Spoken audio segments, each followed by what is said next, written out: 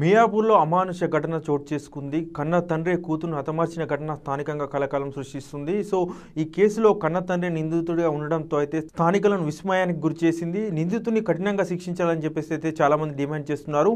ఈ ఘటన వివరాలకు వెళ్ళినట్లయితే మహబూబాబాద్ జిల్లాకు చెందిన నరేష్ దంపతులు అయితే బతుకుదెరువు కోసం హైదరాబాద్కు వచ్చారు. 15 రోజుల క్రితమే హైదరాబాద్కు వచ్చి మియాపూర్లోని నడిగడ్డ తాండాలో అయితే వాళ్ళు కిరాయికి అయితే ఉంటున్నారు. ఈ క్రమంలో వారం రోజుల క్రితం అయితే నరేష్ అంటే తన ఫోన్లో అయితే ఫోన్ వీడియోలు చూస్తూ అయితే బానిస అయిపోయాడు. సో ఫోన్ వీడియోలు ఎప్పుడు చూస్తుండేవాడు. ఈ క్రమంలో అయితే కన్న కూతురుని అయితే నిర్మానుష్య ప్రాంతంలోకి తీసుకెళ్లి తన కోరిక తీర్చాలంటూ నరేష్ అయితే కన్న కూతురిపై ఒత్తిడి తీసుకొచ్చాడు. సో ఆమెకి ఏం తెలియక కేకలు అయితే వేసింది. ఆ తర్వాత ఈ విషయాన్ని తల్లికి చెప్తానని చెప్పేసి అయితే ఆమె పరుగు పెట్టే క్రమంలో అయితే నరేష్ ఆమెను తన చేతులతో పట్టుకొని అయితే బలంగా నేలకేసి కొట్టాడు. సో ఈ క్రమంలో అయితే బాలిక అయితే ప్రాణాలు కోల్పోయింది. సో ప్రాణాలు కోల్పోయిందని మనం గుర్తించిన నరేష్ అయితే వెంటనే ఆ శవాన్ని అయితే అక్కడ చెట్ల పొదల్లో పడేసి అయితే ఇంటికి వచ్చేసాడు. 3 రోజుల పాటు ఆమె అంటే బాలిక చనిపోయిన 3 రోజుల పాటు శవం ఉన్న చోటుకి అయితే నరేష్ వెళ్ళి వచ్చేవాడు.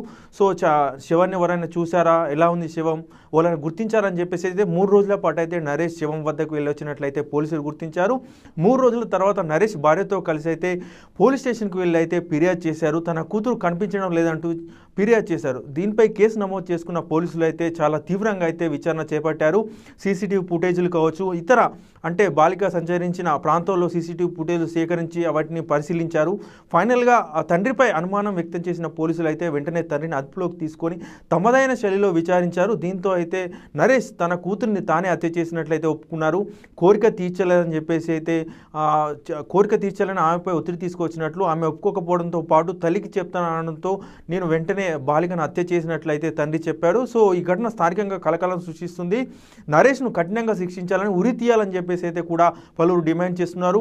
ఒక కన్న తండ్రి కన్న కూతుర్ని హత్య చేయడం, అది అంటే ఏంటంటే కోరిక తీర్చాలని చెప్పేసి ఒత్తిడి తీసుకురావడం అనేది చాలా ఘోరఘటనగా మనం మాట్లాడుకోవచ్చు. ఎందుకంటే సాధారణంగా ఏదో తాగో ఏదో చేసి చంపుతూ ఉంటారు. కానీ ఈ ఘటనలో ఏంటంటే తన కోరిక తీర్చాలంటే కన్న తండ్రి కన్న కూతురిపై ఒత్తిడి తీసుకురావడం, ఆ తర్వాత ఒప్పుకోకపోతే హత్య చేయడం కూడా దారుణ సంఘటన కూడా అందరూ భావిస్తున్నారు.